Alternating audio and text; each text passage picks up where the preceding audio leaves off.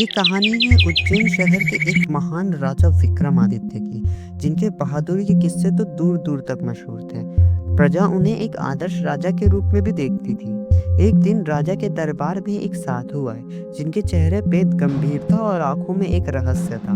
दरबार में आके उन्होंने राजा से मदद की गुहार लगाई। उन्होंने कहा कि हे राजन, जंगल के उस पार एक भयानक शमशान है, जहाँ एक बरगद का पेड़ है जिस पे वेताल नाम का एक भूत रहता है। मैं चाहता हूँ कि आप उसे वापस लेके आए, क्योंकि वो बहुत ही खतरनाक है, लेकिन संभाल के। उससे भी ज़्यादा वो चालाक है। वो अपने सवालों से आपको फंसाने की ज़रूर कोशिश करेगा। इतना सुनते ही राजा ने भी कह दिया कि वो जो भी हो, मैं आपको ये वचन देता हूँ कि मैं उस भूत को आपके पास ला के रहूँगा।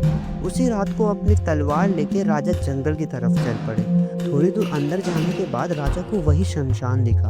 उधर एक बरगद का पेड़ भी था। जब राजा उस पेड़ के पास गए तो उन्हें वेताल वहां दिखा, जो उल्टा लटका हुआ था। वेताल राजा को देख के जोर जोर से हंसने लगा।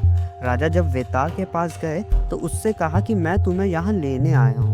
ये सुनते ही वेताल वापस जोर जोर से हंसने लगा और कहा कि मैं तुम्हारे साथ जाने के लिए तैयार हूँ राजा, लेकिन मेरी एक शर्त है कि मैं कुछ भी बोलूँ रास्ते में, तुम्हें उसका जवाब नहीं देना है। ये बात सुन के राजा मान गए और उसे अपने कंधे पे बैठा के चुपचाप चलने लगे। तभी रास्ते में वेताल ने राजा को एक कहानी सुनी।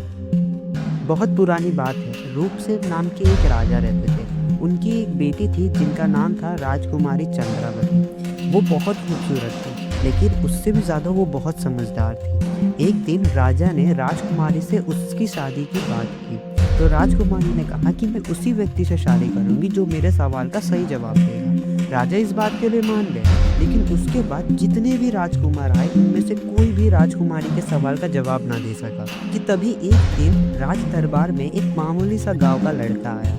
रानी ने उससे भी वही सवाल पूछा कि तुम बता, अगर एक व्यक्ति ने दूसरे व्यक्ति की जान बचाने के लिए अपनी जान दे दी तो लोग उसे महान क्यों कहते हैं? तो उस लड़के ने मुस्कुराते हुए कहा, असली वीर वही होता है जो अपनी जान की परवाह किए बिना दूसरे की जान बचाए। ये सुन के रानी मुस्कुराने लगी। फिर उन दोनों ने आगे जाके शादी कर ली।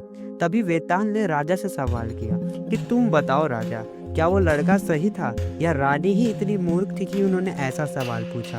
फिर राजा ने कहा कि नहीं, रानी बहुत समझदार थी, क्योंकि एक समझदार व्यक्ति ही दूसरे समझदार व्यक्ति को पहचान सकता है। ये सुनते ही वेताल जोर जोर से हंसने लगा और कहने लगा कि तुमने हमारी शर्त तो तोड़ दी। अब मैं वापस उसी पेड़ के पास जा रहा हूँ। आपको क्या लगता है, क्या राजा उसे ले पाए उस वेताल को अपने घर?